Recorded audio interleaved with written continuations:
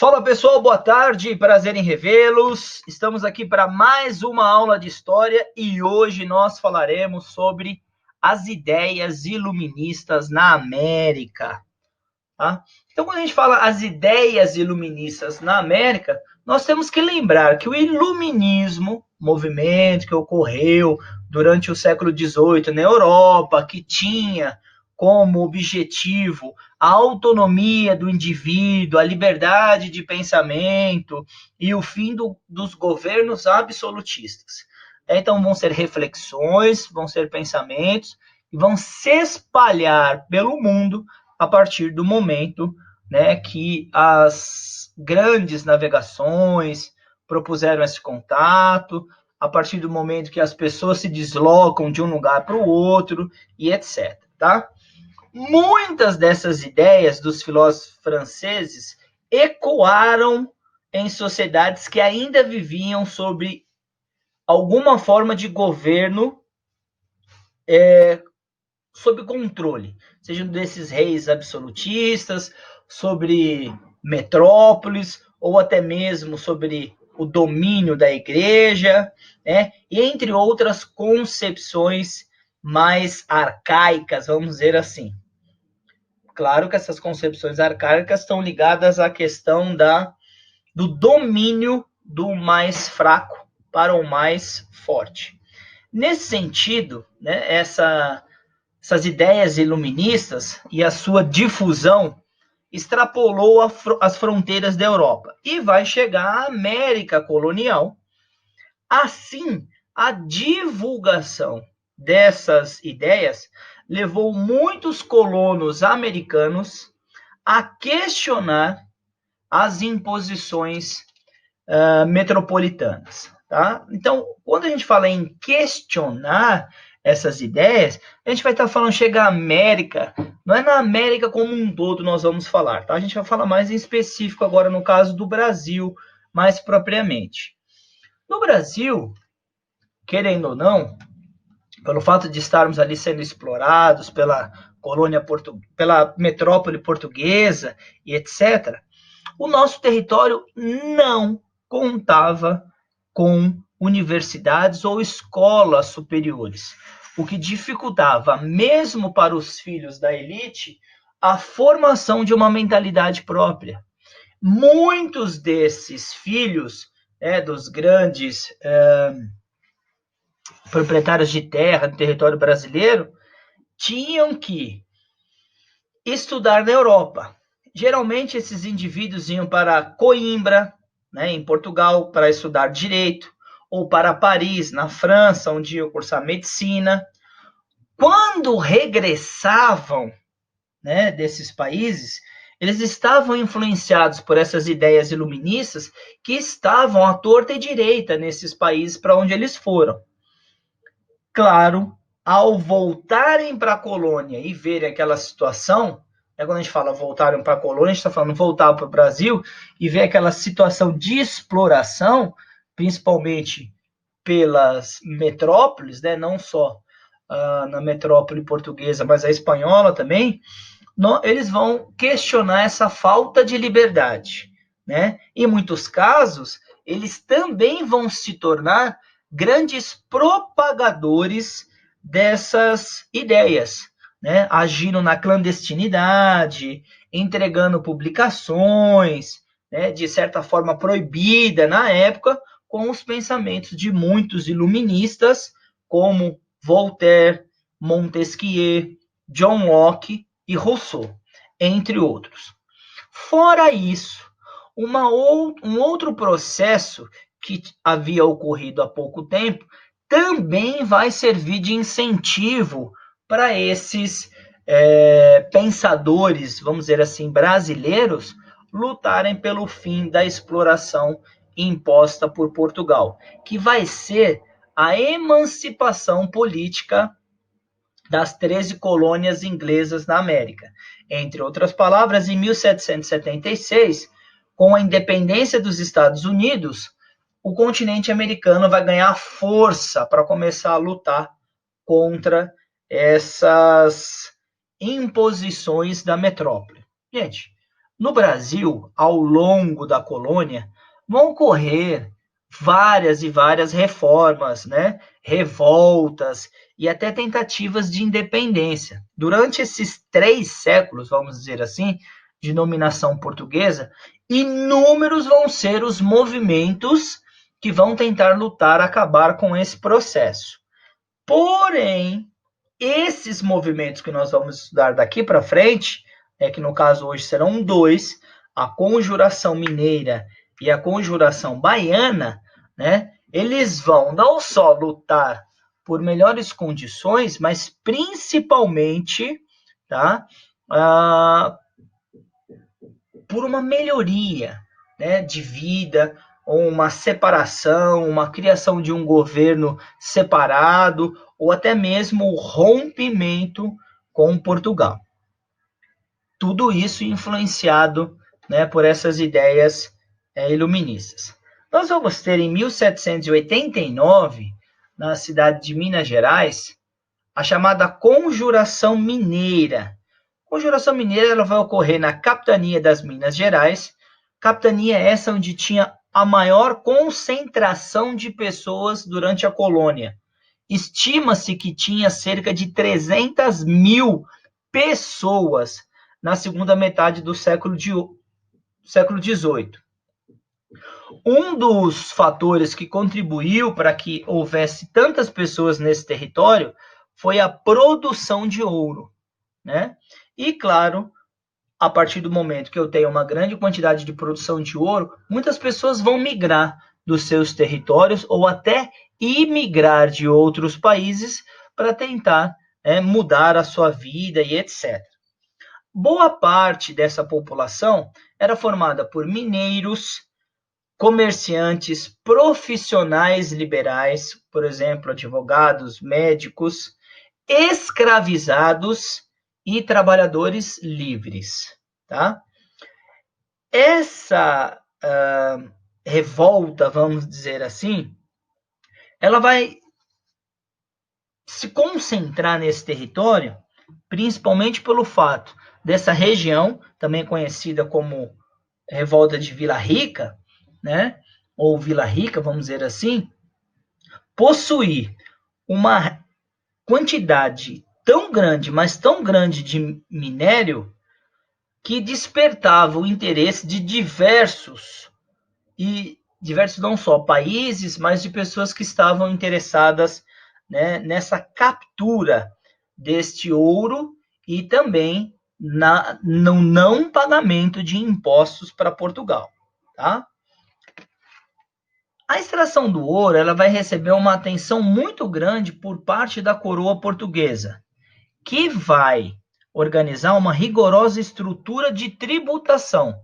A coroa tinha medo que os mineradores, né, ou as pessoas que estavam aqui, a enganassem. E, principalmente, a partir do momento que ela começa a perceber que há uma diminuição do envio do ouro, ela começa a ficar cismada. Mas, na verdade, né, o ouro que estava diminuindo era aquele que era retirado na beira dos rios, nas encostas, etc. Você tinha muito mais minério, ouro, mas só que agora tinha que praticar um outro tipo de mineração, que era, né, nas cavernas e etc. Na busca de intensificar ainda essa fiscalização e principalmente a cobrança de impostos, tá? A metrópole ela vai criar em 1785 um alvará que proibia a criação de indústrias ou manufaturas nas regiões das minas. O que eles queriam com isso? Que ninguém tivesse como desviar o dinheiro, se supostamente estivesse roubando, na criação de indústrias, para não desenvolver o território e a região ficar estritamente no comércio de extração de ouro. O máximo que se poderia produzir nesse período e nessa região eram tecidos grosseiros, que eram utilizados como embalagens de mercadorias ou para a confecção de vestimenta para os escravos. tudo o que fugisse disso deveria ser comprado, principalmente trazido de Portugal.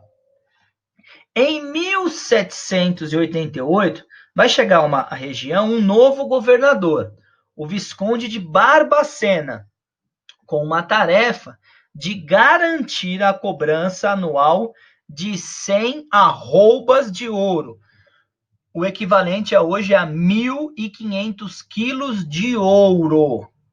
Essa cobrança era conhecida como derrama, tá? E muitas vezes ocorria de forma violenta.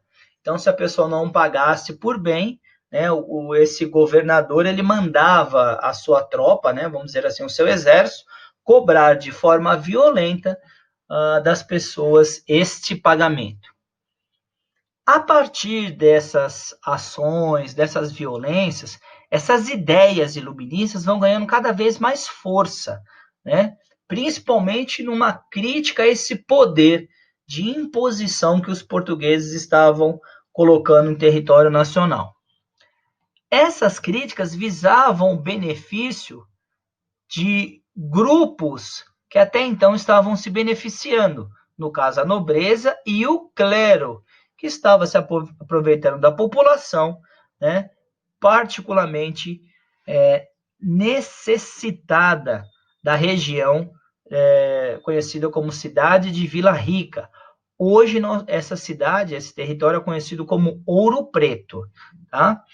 A conjuração, ou seja, esse movimento de revolta, ele vai ser iniciado com a pretensão de estabelecer um governo formado pelo povo. E para isso seria necessário conseguir a emancipação política de Portugal. Ou seja, teria que conseguir a independência. Lembremos que toda vez que eu associo um governo democrático, eu coloco o povo como o primeiro batalhão de enfrentamento. Então eu tenho que trazer o povo junto comigo, até porque pela grande quantidade de pessoas. Esses conjurados, ou seja, esses revoltosos, eles formavam um grupo bem variado. Haviam integrantes de milícias, da igreja e da administração local. A maior parte deles tinha em comum o fato de terem enriquecido com a atividade mineradora. Então, tem um outro motivo aí por trás. Eles não queriam também mais pagar os impostos, queriam manter para si, todos os benefícios e os lucros dessa exploração. Entre eles vão se destacar o tenente-coronel Francisco de Paula Freire de Andrade, principal comandante militar da capitania de Minas Gerais, sendo que em sua casa foi feita a boa parte das reuniões do grupo. Outros foram Tomás Antônio Gonzaga, que era poeta e ouvidor-geral de Vila Rica, Cláudio Manuel da Costa, poeta e advogado, Joaquim Silvério dos Reis, contratador, ou seja, quem contratava as pessoas, e também quem vai pertencer ao movimento é o alferes Joaquim José da Silva Xavier, que lá na frente vai ser conhecido como Tiradentes. Tá? Sendo que ele vai ser o único integrante desse grupo aí que vai sofrer uma penalidade maior aí, tá? Turma, os motivos que levaram esses indivíduos a se colocarem contra Portugal não só a forma rigorosa que a metrópole tinha com relação à realidade da sociedade, os altos impostos, a cobrança da derrama e principalmente a vida difícil que grande parte da população passava por ter a sua riqueza explorada pelos portugueses. Então, esses revoltosos desejavam estabelecer uma comunidade de estados independentes na região das Minas, com uma autonomia. Então, seria mais ou menos dizer o seguinte, que Minas Gerais queria se separar de Portugal e criar um território independente. Tá? Claro que nessa formação desse território, de uma república livre, autônoma, e eles tinham uma ideia de construir a capital ou de colocar como capital São João del Rei. queria um fim do monopólio sobre a exploração dos diamantes, né, que era destinado a Portugal, e o cancelamento das dívidas dos mineiros com a coroa portuguesa. Não se esqueçam que no ano passado, né, no 7º ano, nós vimos que muitas minas foram financiadas, não só pelos portugueses, mas também pelos holandeses. Além disso, eles queriam a criação de uma universidade na cidade de Vila Rica, né, principal sede do movimento, para que as pessoas também pudessem estudar aqui e não precisassem sair do território brasileiro, vamos dizer assim, na época, né, colônia, para ir para fora na Europa para ter um mínimo de conhecimento. As ideias defendidas por eles foram propagadas por toda a capitania. Então, eles tinham um plano de desenvolver essas ações. Os revoltosos planejavam colocar em prática o plano na ocasião da cobrança da derrama, marcada para fevereiro de 1789. Porém, foram frustrados com a delação de um dos membros do movimento. Joaquim Silvério dos Reis acabou entregando às autoridades todo o plano do movimento. A partir dessa delação, o movimento foi sufocado, né? A coroa portuguesa manda prender todos os envolvidos e iniciou um processo de investigação. Após 3 anos de interrogatórios, as sentenças foram dadas pela rainha Maria I de Portugal. As punições variavam de acordo com o acusado. Então, assim, se você tinha dinheiro, a punição era uma, se você era pobre, era outro. Então, assim, olhava para a pessoa, o que ela tinha, qual era a cor da sua pele, etc., a punição era diferente, tá? Nesse sentido, alguns foram banidos de volta para a África, outros foram enviados para prisões perpétuas em Portugal. Tiradentes, que se declarou líder do movimento, foi condenado à forca e ao esquartejamento, enforcado no Largo da Lampadosa, atual Praça Tiradentes, no Rio de Janeiro. Em 1792, por que ele vai ser enforcado em plena praça pública? O governo vai usá-lo como um exemplo, um mártir, mostrando para a população do território como um todo que, caso alguém se revoltasse novamente contra a política da metrópole, era aquilo que iria acontecer. Neste processo, né, nessas ações, nós vamos ter o movimento restringido, as pessoas, como na imagem vocês estão vendo, né, que estavam desenvolvendo até uma bandeira liberta, que será também, que pertence atualmente, né, à bandeira do estado de Minas Gerais, eles foram separados. Essas ideias sufocadas, e durante um bom tempo a metrópole portuguesa continuou explorando o Brasil, mais precisamente a região das Minas. E, claro, passou uma mensagem para todo o território colonial que aqueles que se voltassem contra a coroa portuguesa receberiam o mesmo fim.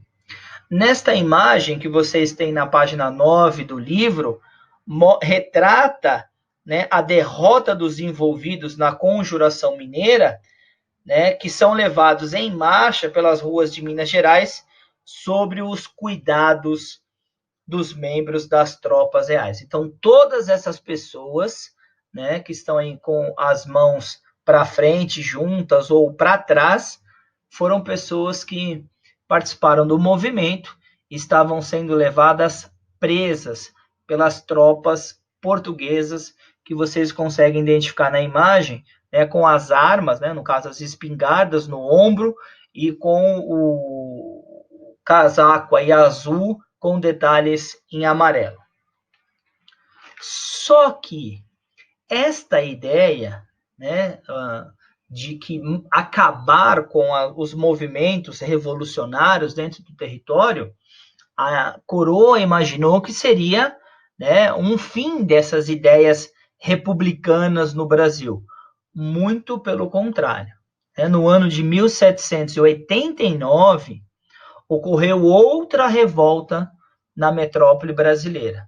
No caso, em Salvador, na Bahia, que vai ocasionar por uma série de situações, principalmente pela transferência da capital da colônia, que era Salvador, para o Rio de Janeiro. É um dos principais fatores que vai fazer com que isso ocorresse. Por que isso? Gente, porque enquanto Salvador era a capital da colônia, tudo estava concentrado nesse território. A partir do momento que a capital foi transferida para o Rio de Janeiro, a região nordeste do Brasil, no caso Salvador, vai ser esquecida pelos portugueses. Tá? Então, a concentração das ações vai ser lá.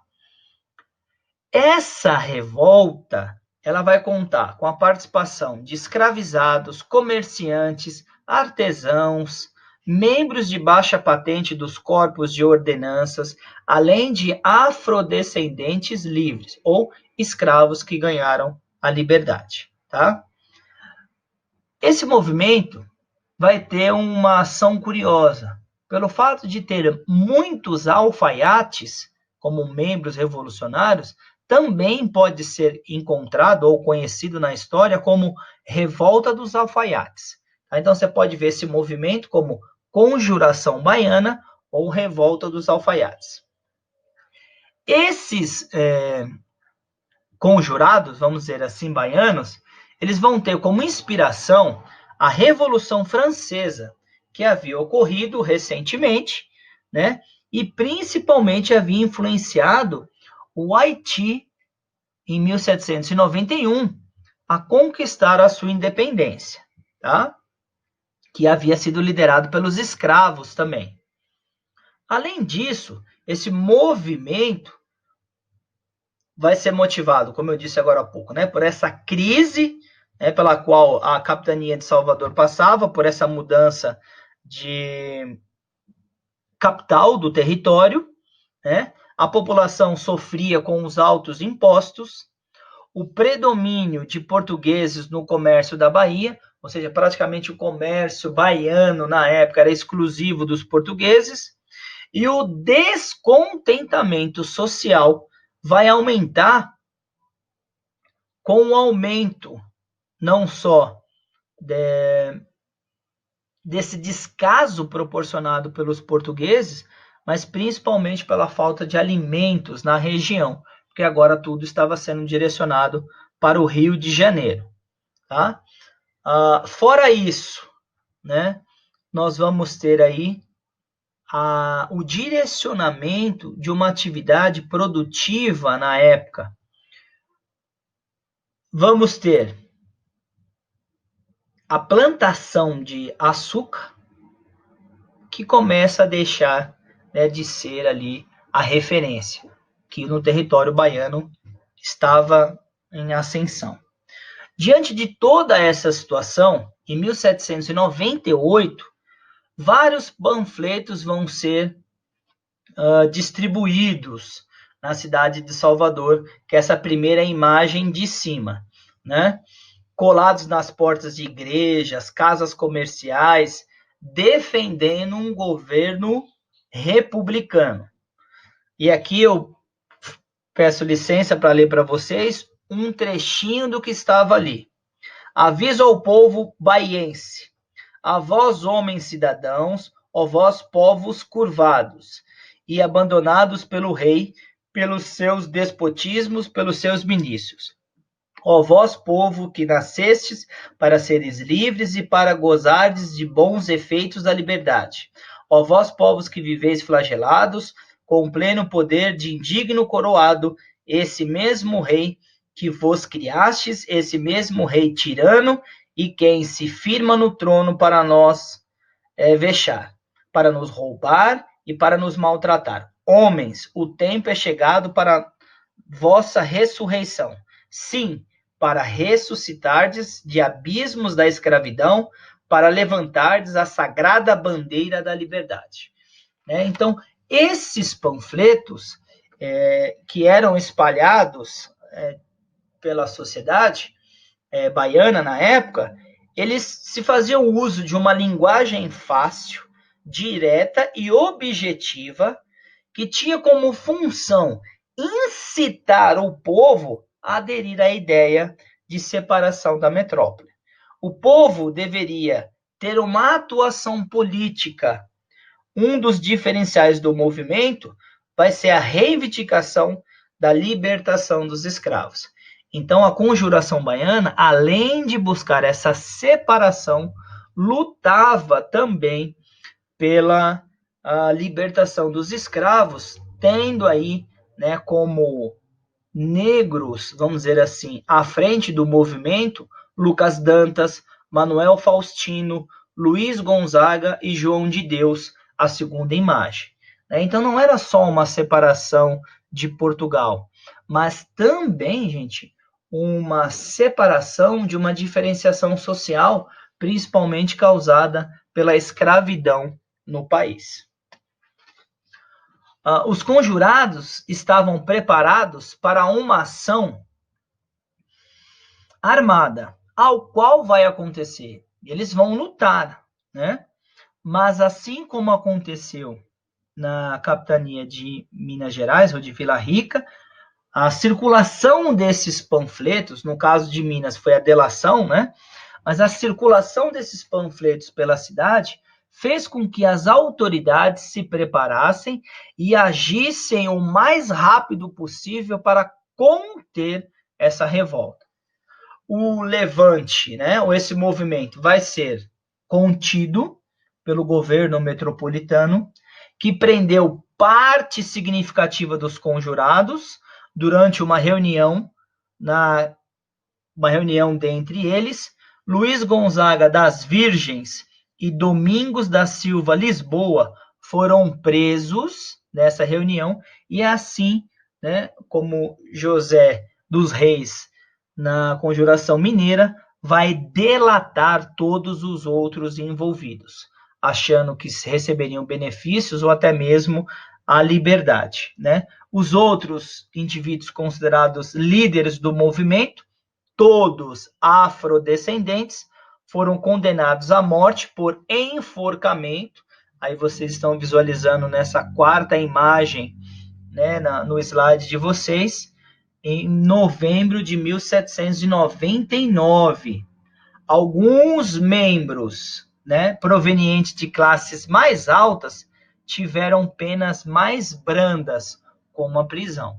Então, assim como ocorreu na Conjuração Mineira, na Conjuração Baiana, só quem foi literalmente prejudicado, morto ou banido do território foi aqueles que tinham menos condições econômicas. Aqueles que eram de uma certa elite ou pertenciam a uma camada social diferente tiveram punições mais brandas, como uma prisão temporária ou até mesmo um pagamento de um soldo, que no caso é fiança, e assim sucessivamente. Então, esses dois movimentos que nós estamos falando vão ser movimentos de separação do território brasileiro, no caso colonial, de Portugal, por causa das cobranças excessivas, dos maus tratos e de como o povo brasileiro, na época colônia, estava sendo maltratado pelos portugueses. Turma, para que a gente possa rever esse conteúdo e até mesmo aprofundar os nossos conhecimentos, eu convido vocês para a nossa próxima aula a fazer os exercícios do livro integrado positivo, página 3, Organize as Ideias, página 12 e 13, Hora de Estudo, apenas os exercícios 1 e 2, e no caderno de atividades das páginas 4 a 8, o exercício Atividades. Caso vocês tenham alguma dúvida sobre esse conteúdo ou exercício, é só entrar em contato comigo que eu esclareço-os.